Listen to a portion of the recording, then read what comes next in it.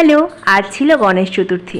এখান থেকে প্রায় 16-17 কিলোমিটার দূরে একটা গণেশ ঠাকুরের মন্দির রয়েছে। ওখানে নাকি প্রত্যেক বছর গণেশ চতুর্থীতে মেলা বসে, ভান্ডারা হয়ে থাকে, অনেক লোকজনের সমাগমও হয়। বর্মশাই আগে দুবার গেছে, কিন্তু এবার আমার ফার্স্ট টাইম যাওয়া ওখানে। আর এখানে এসে একটা নতুন জিনিসের অভিজ্ঞতা হলো। এত নড়ি পড়ে আছে মন্দিরের পেছনে, আর সবাই কিছু কিছু নড়ি দিয়ে উঁচু করে ছোট্ট ছোট্ট ঘর বানিয়ে দিচ্ছে নিজেদের মনস্কামনা পূরণের জন্য।